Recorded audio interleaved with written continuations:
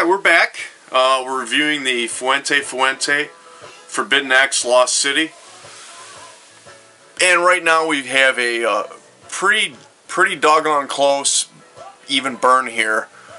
Lovely, lovely white ash. So I'm going to go ahead and drop this in the ashtray here so don't damage my chair or my clothing.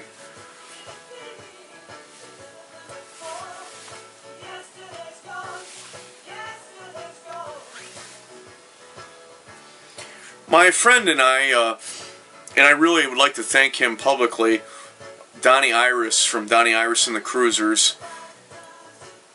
Him and I enjoyed this particular cigar right after his show with Michael Stanley this past summer in Cleveland, Ohio. And I just would like to send a special thanks out to him for the privilege of and the honor of having a true friend. If you get the opportunity to go to any of his shows, I highly recommend them. I'm only half Italian, he's full-blooded, so anybody that's 100% Italian is okay in my book. He's a good Goomba, as we say.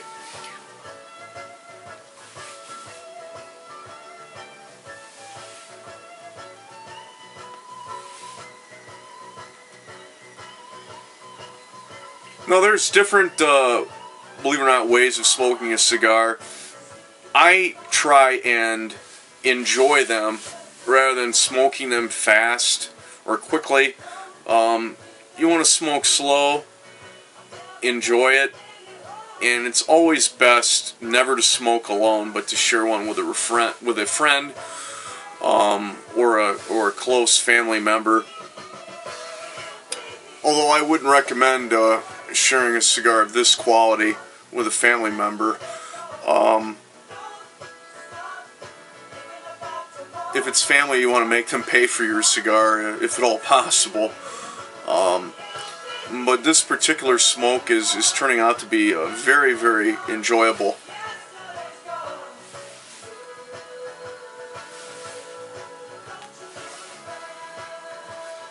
Up to this point, it actually has started to mellow out. That spice that I had alluded to in the first video is dropping off. So we're getting near the change up where this particular cigar, I'm seeing that it's not one-dimensional, that it is have some level of complexity to it.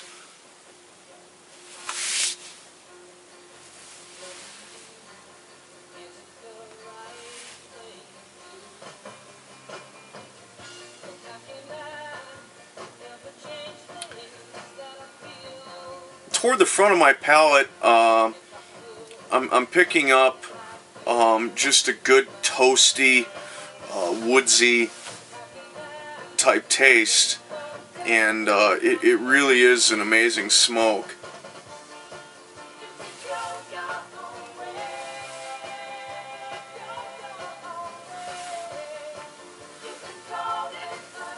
Now, I particularly, as you might have seen my videos, I'm a Davidoff, basically a Davidoff disciple. Zino Davidoff has put out some amazing products over the years, as well as Ava Uvezian, also owned by Davidoff, particularly their limited editions. But this, the reason this is called the Forbidden X is, in Fuente's mind, they communicated that it is actually forbidden to smoke this cigar, with the exception of only a very, very rare occasion. The only reason I'm smoking one right now is to kind of give you my take on it, my opinion, and opinions are, you know, a dime a dozen. So I would recommend that you pick one up, try one, not necessarily a box. I normally don't buy a box of cigars unless I've tried one or two. Now, I had just tried the Davidoff limited edition 2011. I believe it's called the White Edition, and found that cigar to be one-dimensional, not a whole lot of different flavors going on in the palate. Was a little bit disappointed.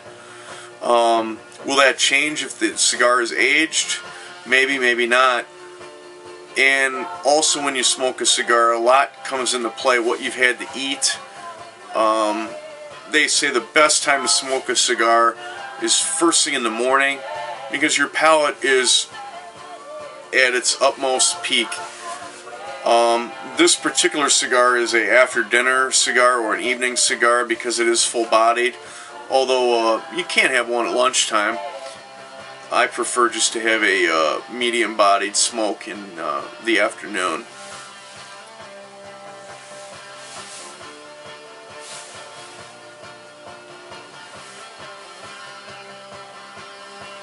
And once again, you could see that this burn is uneven. One of the things you could do to try and prevent this is, while you're smoking the cigar, is to rotate it.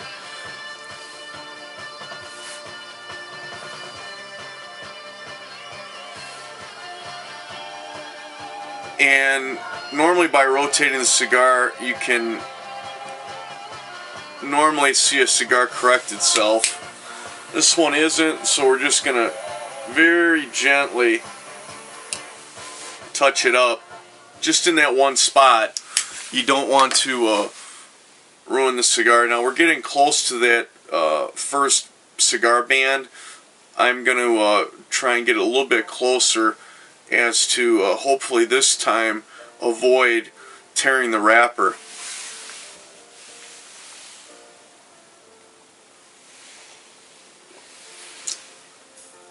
As I mentioned, the Italian wine, Amarone Classico, there's different varieties of it. Italians are very funny. We are very funny about our wine. They're generally go by regions. There are some different Amarones available. This particular one is from Mon Ami Winery in Catawba, Ohio, which is just outside of Port Clinton, walleye capital of the world.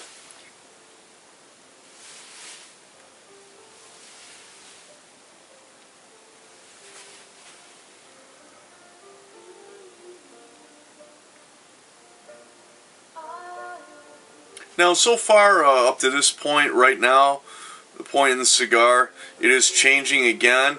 It's starting to get a little bit more mild.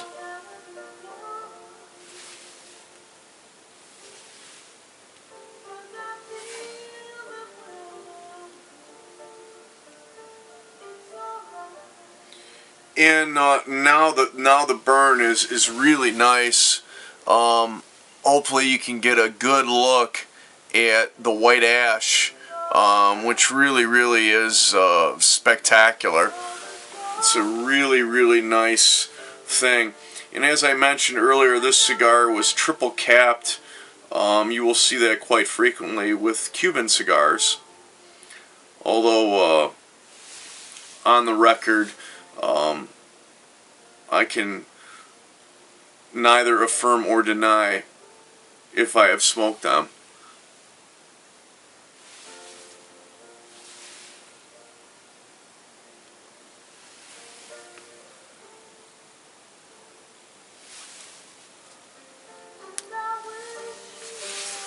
Now, I don't know, hopefully this will come into focus. Just beautiful white ash. Really spectacular. It's very appealing aesthetically, as well as just nice to see in a cigar.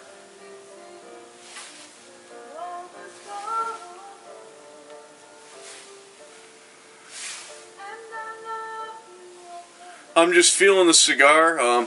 As you can see, it's flexing quite a bit, so it's not too tightly wrapped. Sometimes if the Tesoro does that, you'll get a firm draw. This is drawing rather nicely. What I'm doing is I'm checking to see if the heat level is at an appropriate time for me to remove the first band and We're just going to give it another minute.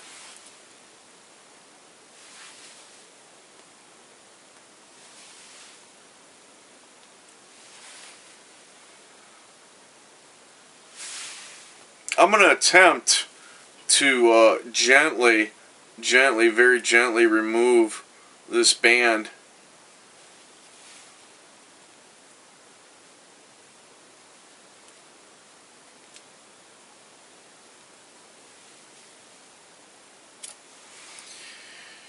And looky there, friends, came off without a hitch. There it is, the Lost City.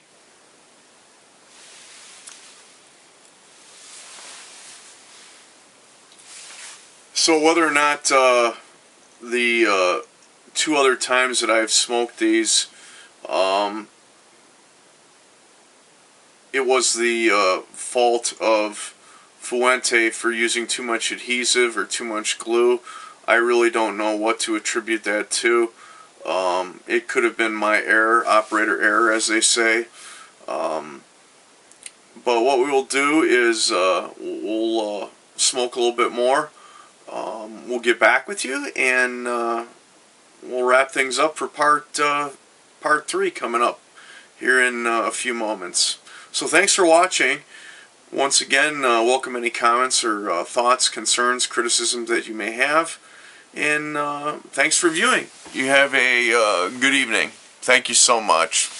Take care.